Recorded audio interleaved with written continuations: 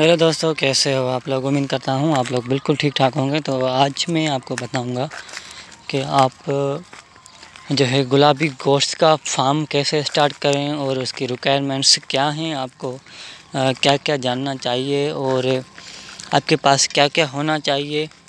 ठीक है, इस वीडियो में मैं आपको बताऊंगा फुल डिटेल्स के साथ, ताकि आप जान सकेंगे फार्मिंग कैसे स्टार्ट की जाती है और उसके लिए आपको क्या होना ज़रूरी है। मतलब कि रिक्वायरमेंट्स, जो कि बेसिक रिक्वायरमेंट्स हैं, उनके बारे में बताऊंगा। तो ये वीडियो पूरा देखें और फुल वॉच करें, ताकि मैं आपको बता सकूं फार्मिंग के हवाले से पूरी डिटेल। तो सबसे पहले मैं आपको एक रिक्वेस्ट करता हूं कि चैनल को सब्सक्राइब करें, लाइक कमेंट करें। ठीक है, तो अब मैं आपको बताता हूं कि सबसे पहले कि आपके पास आपके बजट के डिपेंड करता है कि आप कितनी बजट रख रहे हैं। तो कम से कम 1 लाख बजट होनी चाहिए, क्योंकि मेरा ख़्याल है कि आपके पास 3-4 बकरियां कम से कम होनी चाहिए। अगर आप एक भी किलो रख लेते हैं तो कोई मसला नहीं, एक से भी इनकम अच्छी खासी आ जाती है। लेकिन ज़्यादा इनकम के लिए ज़रूरी है कि हम जो है ज़्यादा बकरियां रखें, और ज़्यादा बकरियों के लिए बजट भी ज़्यादा होनी चाहिए। तो एक बकरी आपको 30,000 50,000 में भी मिल जाएगी। तो और अगर आप प्योर नस्ल की लेने चाहेंगे तो वो ज़ाहिर सी बात है कुछ महंगी मिलेगी। ठीक है, तो उसके लिए आपको लाजमी है कि आपकी बजट थोड़ी बढ़ानी पड़ेगी, ताकि आप ज़्यादा गोश्त से अपने पास रखें। अगर आपके पास बजट ज़्यादा है तो आप 20 से 25 बकरियां रखें। ये मतलब कि एक नॉर्मल तरीक़ेकार है फार्मिंग का। इससे आपका जो इनकम है वो बहुत ज़्यादा होगा और आप इनका काम भी आसानी से कर लेंगे और आप बहुत आसानी के साथ इनको हैंडल कर लेंगे। उसके बाद जो इनका खाना है, प्लेस वगैरह है, तो प्लेस आपको 2 कमरे चाहिए। अगर आपके सिटीज़न हैं, मतलब कि शहरी हैं, तो आपको 2 कमरे चाहिए। अगर आप विलेजर हैं तो फिर आपको पता है कि ये कोई मुश्किल काम नहीं है, क्योंकि विलेजेस में तो गोट्स भैंसें वगैरह होती हैं।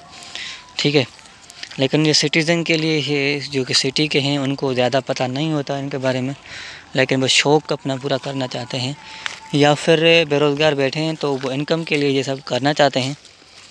ठीक है, तो इसके लिए ये वीडियो मैं बना रहा हूँ, ताकि आप इनकम कर सकें और अपने घर का जो ख़र्चा है वो उठा सकें। ठीक है, तो अब मैं आगे आपको बताता हूँ इनके बारे में मज़ीद डिटेल्स के साथ। ठीक है, तो ये प्लेस का इस तरह से करना है। और उसके बाद फीड की बात की जाए तो आपके पास अपनी ज़मीन होनी चाहिए। अगर नहीं है तो आप सिटी से भी मुख्तलिफ़ घास और मुख्तलिफ़ फीड्स ले सकते हैं, क्योंकि ये बकरियों के हिसाब से अवेलेबल होती है हर सिटी में।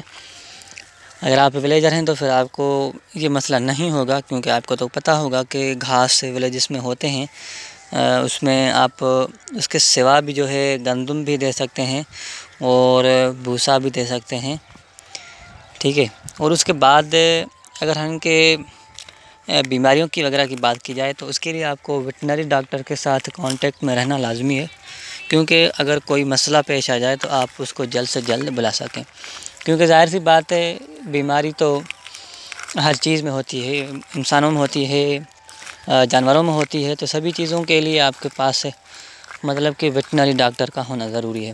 होना इस तरह से कि जब भी आपको ज़रूरत पड़ जाए तो आप उसके कांटेक्ट में होंगे, तो वो आपको आपके घर पहुंचाएगा और आपके बकरी का, या फिर आपका अगर ब्रीडर है, बकरा है, या भी जो भी है, तो उसका जल्द से जल्द इलाज करेगा। तो इससे आपको ज़्यादा नुकसान नहीं होगा। और उसके बाद आप इस तरह से कर सकते हैं अरेंज। अगर कोई इश्यू है या कोई बात पूछनी है तो आप कमेंट में पूछ सकते हैं, मैं आपको बताऊंगा, आपकी हेल्प करूंगा। फार्मिंग टिप्स जो मुझे मालूम है मैंने आपको बता दी हैं। कुछ रह भी जाता है, क्योंकि इंसान है, ज़ाहिर सी बात है, कुछ चीज़ें भूल जाता हूँ।